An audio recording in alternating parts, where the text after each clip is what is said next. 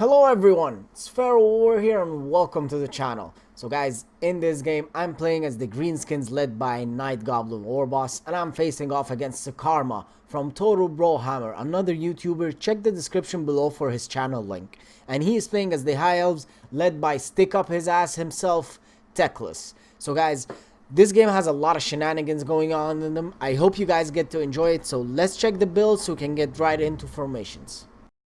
Alright guys, so for the army compositions. First of all, for my army, I've got a Night Goblin Warboss with the Tormentor Sword, Foe Seeker, and all his abilities.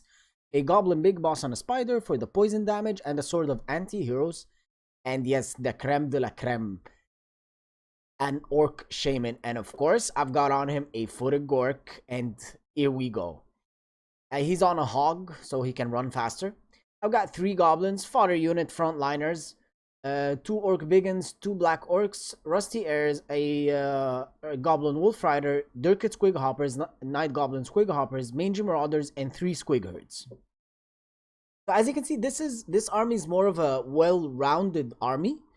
But if I would have ran into a lot of Dragon Princes, for example, like 3 or 4 of them, it would have been quite hard because the only anti-large unit I have are the 2 Orc Biggins. So yeah, I would have had to just, pop up a miracle to actually win against a lot of Dragon Princes. As for Sakarma's army, he's got Teclis on his horse, of course, with the Potion of Chorai, Net of Amintok, what's it called? The Regrowth, and the Enfeebling Foe. Got a Spearman, 4 White Lines of Trace, 2 Sword Masters of Hoeth, 1 Lothern Seaguard, 2 Illyrian Reavers, and a Star Dragon.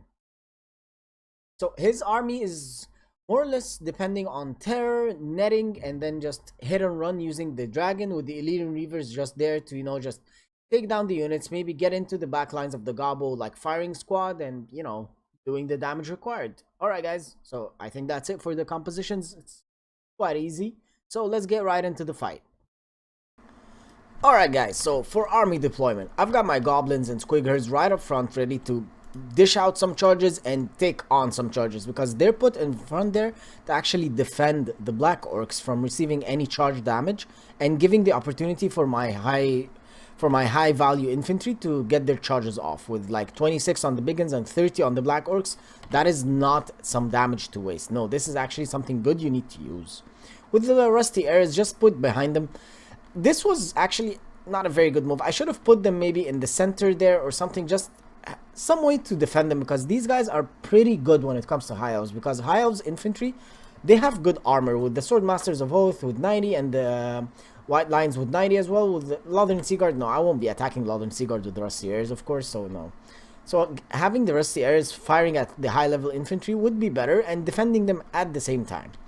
With my Dirkit Squig Hoppers, one over there and the other one Night Goblin Squig Hopper on the other side, as you can see, look at the minimap, as you can see it over there. And my Mangy Marauders with my Wolf Riders right a little in front of the army. These guys are put there to ready to skirmish, and the other ones are there maybe to catch some Illyrian Reaver Archers, as you'll see right over here. With finally my sneaky Orc Shaman just standing in the trees on his faithful boar, just ready to sneak up, cast some Footed Gorks, and get the damage in. And also my goon squad of my Night Goblin Warboss and Goblin Big Boss in the center, defended from the front by these guys and from the back by the Black Orcs and the Orc Biggins. As for my opponent, he's got his army just in a very simple straight line with Spearman at the back and Lothern Seaguard in the front, with Teclis as well, and the dragon right beside them, the Star Dragon with the Illyrian Reavers put a little up front, one over there, ready to skirmish my army to hell. So let's start immediately, I guess. So immediately when I saw this, I thought, okay, I'll try to catch these Illyrian Reavers using these Goblin Wolf Riders, and I'll use these Morgrim's Mangy Marauders to get some damage in. But my opponent very smartly sent in the Illyrian Reavers because he noticed that these are Morgrim's Mangy Marauders. These guys are a very high value unit for the Greenskins, so getting them off the map right this early is a big win for him. So this is very bad for me. And I knew I couldn't get the Mangy Marauders out, so I'll use my Goblin Wolf Riders. I'll run away with them. There's no need to keep them there. I'll run away with them and get them over there. Maybe get off some rear charges or beat up some of the routing units to actually kill them off or get them off the map. So now I notice his Illyrian Reavers are blocked up together over there. So I'll use my Goblins with their silver shields As you can see, these guys have silver shields, so they can actually withstand a lot of withering fire from the enemy. So I'll use them to screen out these guys, push them away, and I'm happy with the Lord and Seaguard focusing on them. This is no problem for me at all. I don't want them firing at the Squiggers as he's doing. So I noticed that my opponent's casting a net at the back. Immediately I separated my Dirk Squigs with my Goblin Wolf Riders, so that's a wasteful net, which I'm totally fine with. Gave orders for my Squiggerherds to ride off, and look at the charge, guys. Oh, these lore masters are not happy with how things are going. So getting my Dirk Squig Hoppers on the left flank over there, just getting a free charge on these white lines of trace. They're not even charging back or anything. These guys did a lot of damage. Oh man, this hurt like hell. Okay, so the goblins are pushing in. I'm trying to keep his army as busy as possible. I'm noticing the dragon is just, you know, being a dragon and just destroying my army, taking it piece by piece, terror routing everything he can. So I was like, okay, the dragon is a little bit overcommitting over there. That's in my opinion. I was like, okay, why not? Let's try out something cool. Sent in my Goblin Big Boss with Goblin War Boss, making the Rusty Airs focus at the dragon as well. And look at the damage that guy's receiving with only 50 armor. And look, he's dropping down 1,000 a second, maybe, or maybe less. Notice these white lines of shades were sent in to help. Immediately casted a Photogork. Look at this beauty! Took out a full unit of white lines of shades, and now my Orc Shaman has paid off for himself. There is no need for me to play anymore with the Orc Shaman. The dragon died. Imagine 2,400 right off the bat, first minute of the match, and there we go. The Tormentor Sword on the Goblin Big Boss with the help of the Night Goblin War Boss. Oh, this is just beautiful stuff.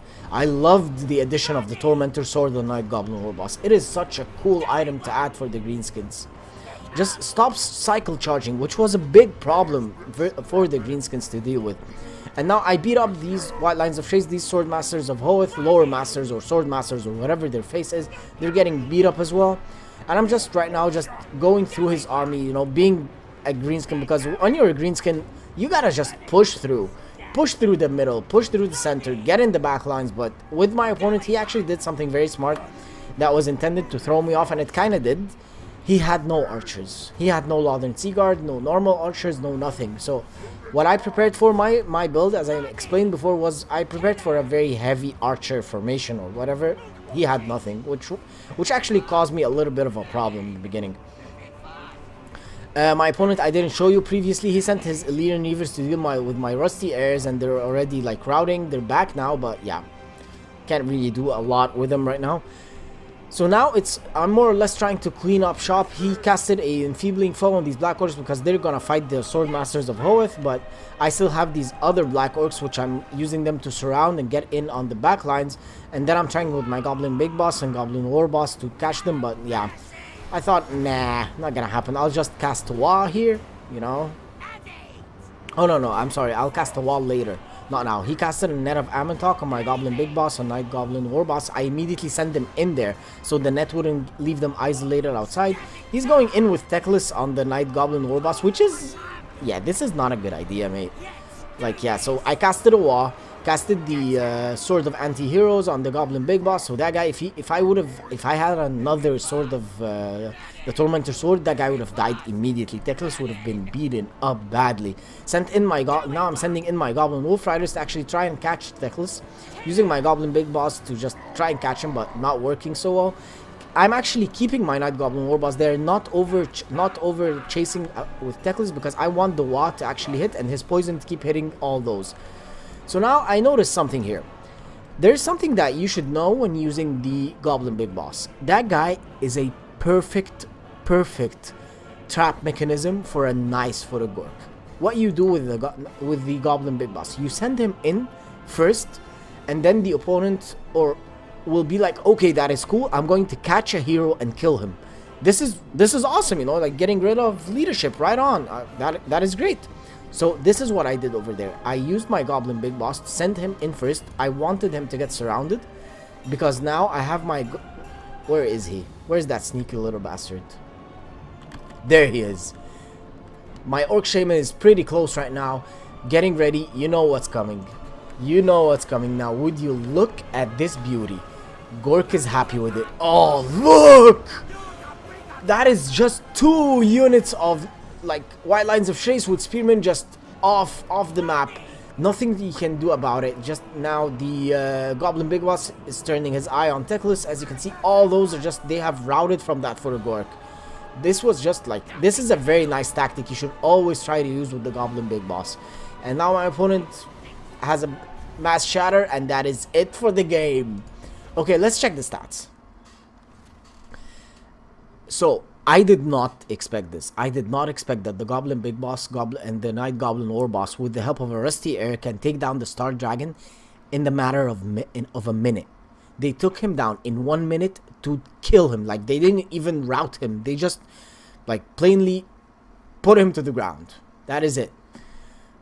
So, as you can see, like, my army composition is, like, I don't have this one unit that did a whole lot of damage. No, and I used the Squiggers to actually use them on the, like, Sword Masters of Hoeth. Like, the 21 kills, 11 kills, and 18, maybe like 80% of them are on the Sword Masters of Hoeth, the one on the right flank that I just rushed in using all my Squiggers. Because these 3 are actually the same value as one of the Sword Masters of Hoeth. And they rampage, so they will not rout easily. And they will stick there to the end, just beating up the unit.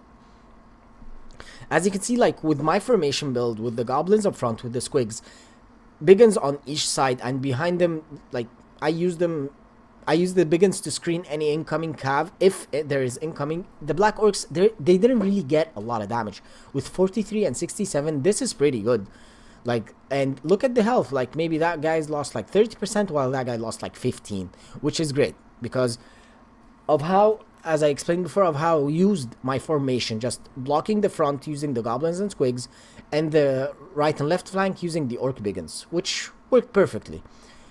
And other than that, I really recommend using the Night Goblin. I'll use him even more, the Night Goblin Big Boss and Night Goblin War Boss, with the Goblin Big Boss, to use him to actually catch the dragon. I did not expect that. I hope you guys enjoyed the game. Please don't forget, if you guys like what you see, hit that subscribe button so you can just catch a little bit more formations with me. Alright guys, cheers and have a nice day.